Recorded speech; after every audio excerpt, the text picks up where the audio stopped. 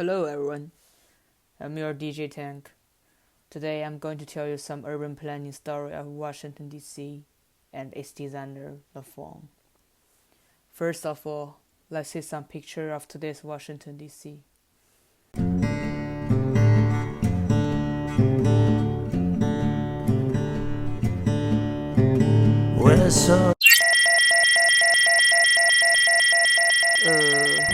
It looks like we got some error here, but whatever. Let's go back to 1700s. When George Washington and Thomas Jefferson first watched a map of the USA, they're pretty sure the location of today's Washington DC is a place where the capital of USA should be. Whoa, don't be angry. I'm just kidding. Actually, by 1785, Congress had moved 10 times and met in 8 different locations in 4 states. However, 1790, in the middle of June in Manhattan, a rainy night. Maybe windy night, maybe, whatever weather is. Thomas Jefferson, Alexander Hamilton, Richard Burnley, and Alexander White ate a dinner together.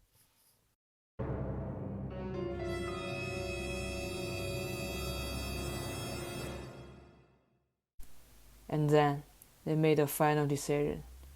It stipulated that the federal government would move from New York City to Philadelphia for the next 10 years and locating new national capitals on the Potomac River between the state of Virginia and Maryland.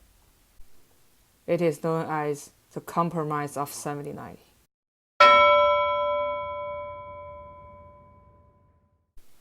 Before we discuss more about the urban planning history of Washington, D.C., we have to know a person. He is Pierre LaFon, the designer of Washington, D.C. LaFon was born in France, and from his age 4 years old to 12 years old, he lived in Versailles.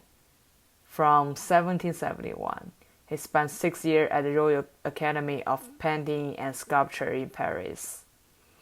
In 1777, he left France to serve in the Continental Army, and George Washington found his artistic talent here. In 1778, he became a capital and went south. Unfortunately, wounded in 1779.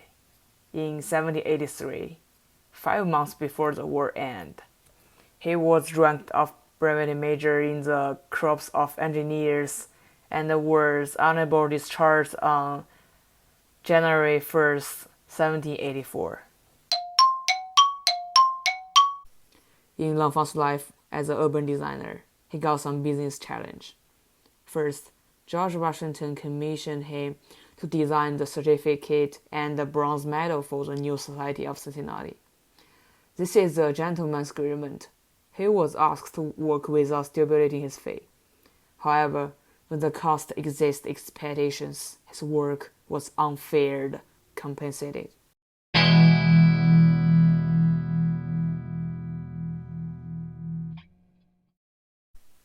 Second, in 1788, the renovation New York Old City Hall into a new federal hall.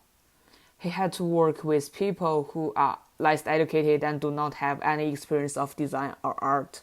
This is no fun for him. This work was honored and 10 acres of Manhattan land, which he declined. And a few years later, $750, which he also declined. By the way, in 2018, the 10 acres of Manhattan land worth nearly $300 trillion.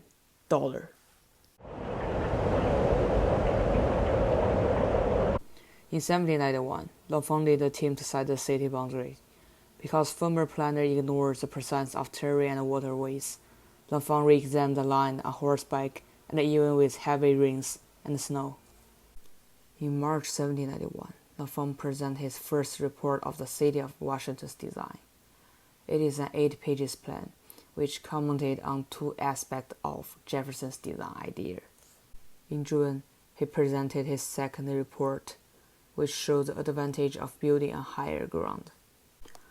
The third report was shown to Washington on August 19, 1791. The report including a map which shows no title, author, date, or scale of notes, but shaped the rectangle for National Church and Judiciary site, and respectively. In August, L'Enfant showed his final reverse design to Washington in Philadelphia. The design included notes about street and avenue, public building and space, and a more detailed design.